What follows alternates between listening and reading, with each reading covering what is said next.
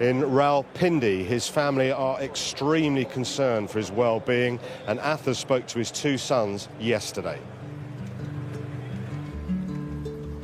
Kasim, Sulaiman, welcome to Lord's, first of all. I know you've been here before, but have you been in the pavilion before?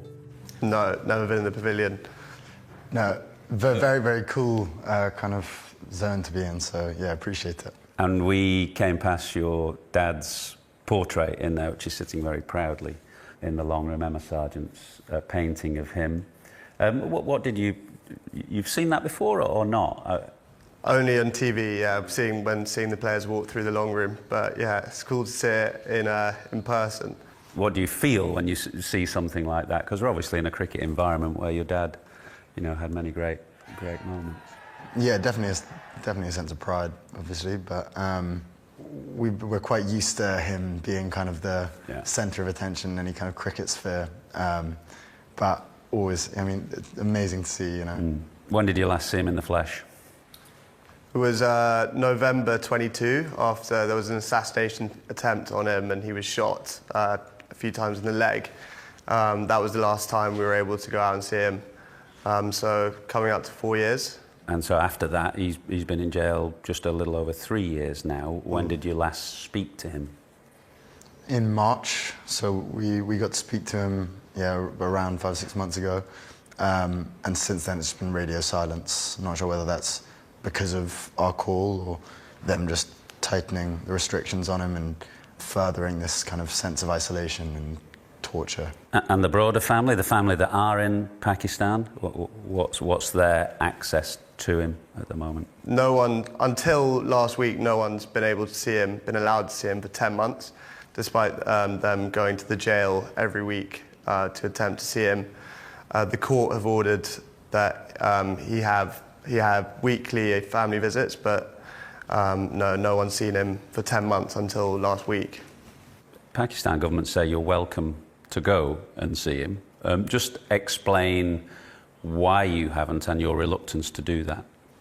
Well, we've tried multiple times. The visas essentially are blocked. The visas we apply for are blocked for technical reasons, they said at one point. They're stalled in others. And essentially they just clearly don't want us to go for one reason or another.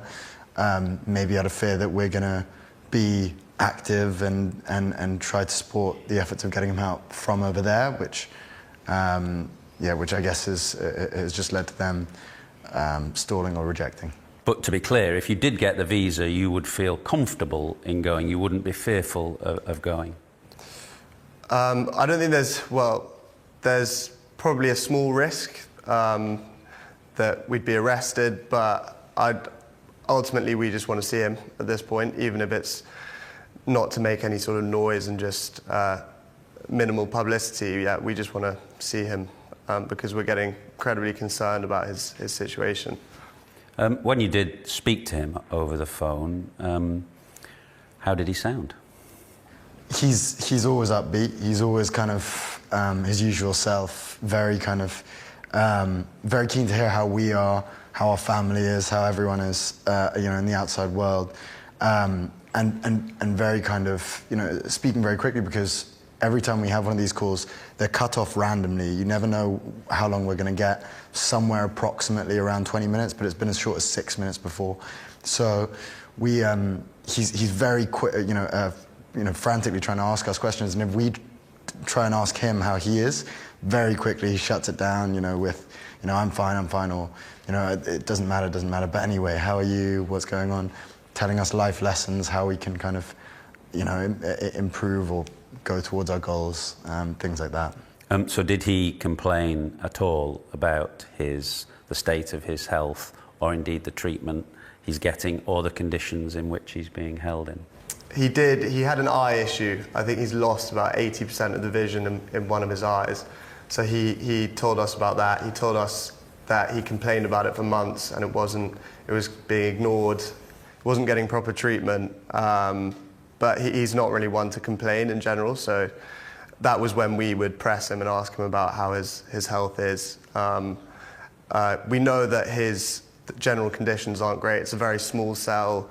He isn't allowed new books, so he's kind of going through the same books that he's had since his first 6 months in there.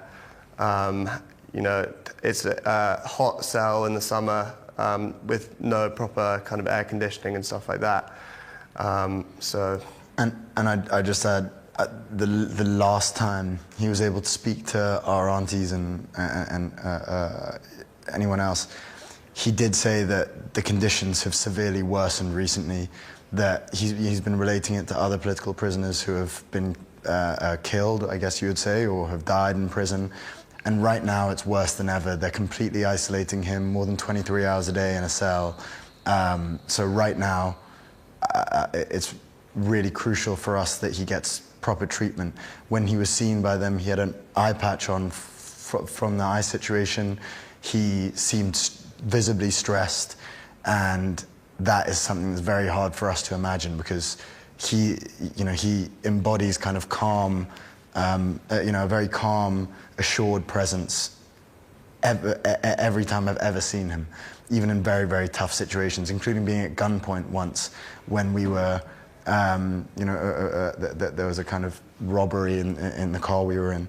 I remember he was completely assured. He was the calmest person there, including the robbers or anyone like that. So to hear him stressed, anxious or disturbed is very, very difficult to hear. So there's a sense of urgency, it sounds like, now. Last week came a Supreme Court order to take your dad to a private hospital for medical assessment and treatment. First of all, when that order came from the Supreme Court, did that raise your hopes in any way? I'd say yes. There was a sense of relief, but I'd say we were cautiously optimistic, because there have been so many court orders that have been completely ignored by the establishment. So our fears were kind of confirmed when, instead of being taken to the private hospital that the Supreme Court ordered he was meant to be taken, he was just taken to a government medical facility for a few hours and then taken straight back to jail. So yeah, our fears were confirmed. So on that visit to the government hospital, he wasn't checked over by his own physicians, which was part of the Supreme Court order?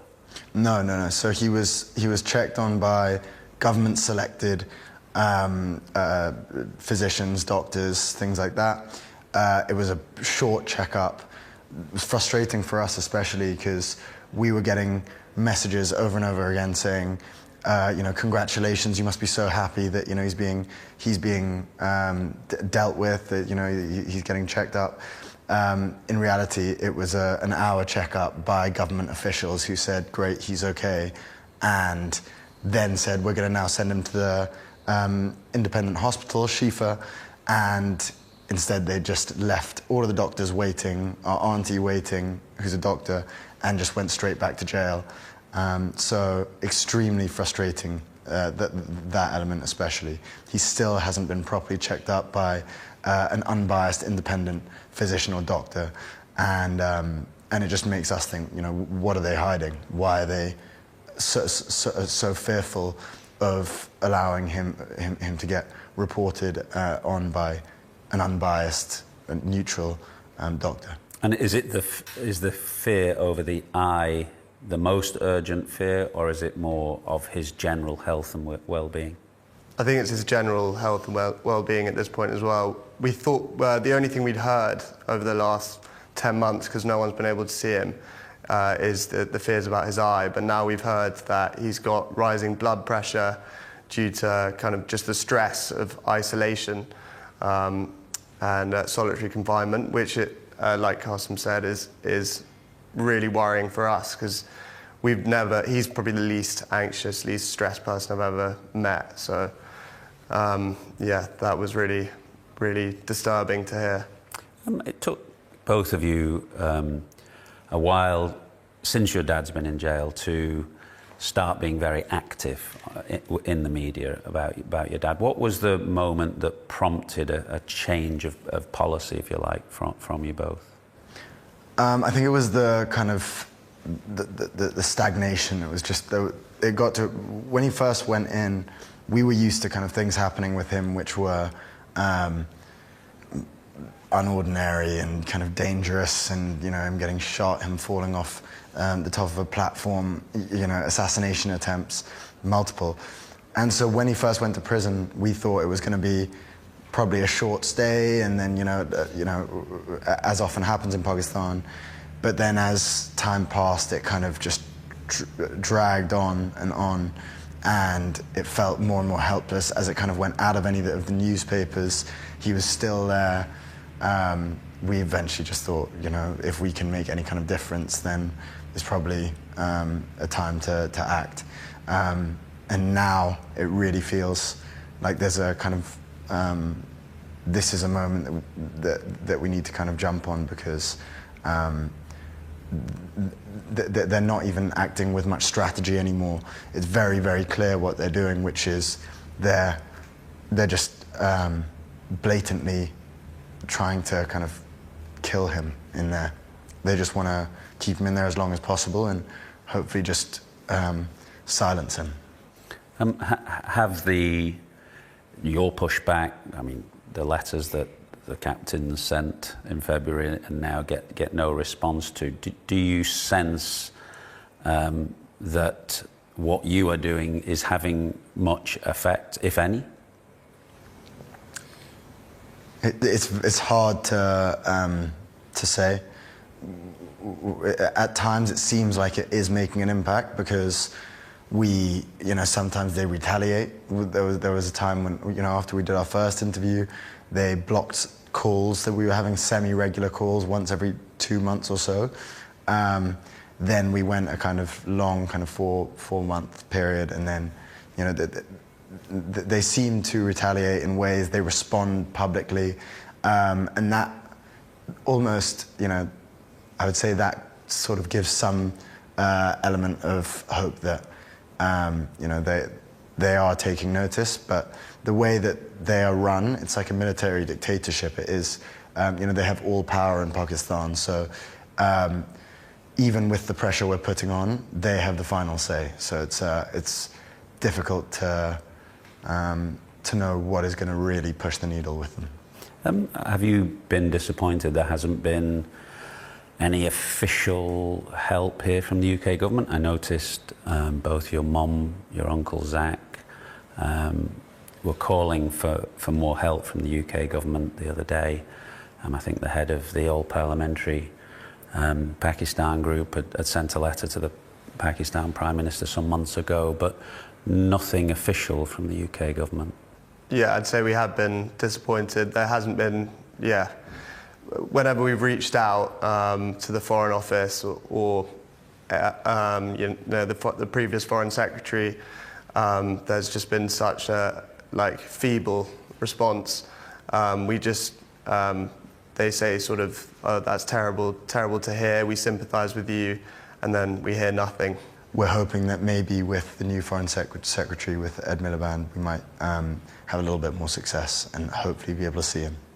What about the cricket community? I mean, captains have sent a couple of letters. It's pointedly not got any of the great Pakistan cricketers on it, but would you understand the difficulties from their perspective, why that becomes almost impossible to do?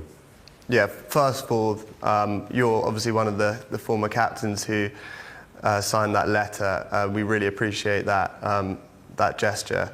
It's incredibly helpful just to create more noise.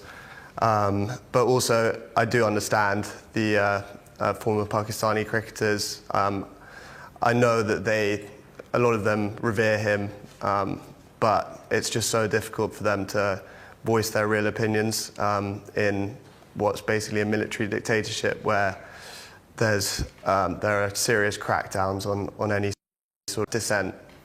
We're here at Lord's. It's a cricketing environment. That was one part of your dad's life, and then his life took a very different direction. With him sitting in jail now for the best part of 3 years, and given what's happened to him, do you ever regret, as his sons, that was the direction his life took, and he could have perhaps had a very easy time of it in the commentary box or something after the end of his career? Or do you just accept that that was his calling and that's what he had to do? I think for him, it is who he is, you know, it's pretty much as long as we've known him. Because he entered politics from as young as I can remember, and seeing him as someone who is so passionate about ridding Pakistan of corruption, pulling people out of poverty, and hopefully bringing Pakistan out of the kind of rut it's in, that kind of ambition, that drive, and the nobility of that is something I admire more than anything about him. And I don't think he would want to live any other life than kind of fighting for what is right in Pakistan and hoping to fix the country that he feels very, you know, passionate about. So no, I wouldn't say so. Obviously, there's a part of me that would have loved for him to be, you know, with us the whole time, playing cricket with us or whatever. When we'd be a lot better, I'm sure. And it would be obviously amazing to have our father around the whole time. But we got to see him a lot when we went over to Pakistan. I don't think it would be fair to the people of Pakistan to rid them of what it's trying to do and has been doing for them. Final question, you're coming Friday, you're both coming Saturday, you were born in England, your dad kept in Pakistan. Who are you barracking for this week? Who are you supporting? It has to be Pakistan. England against anyone else, but...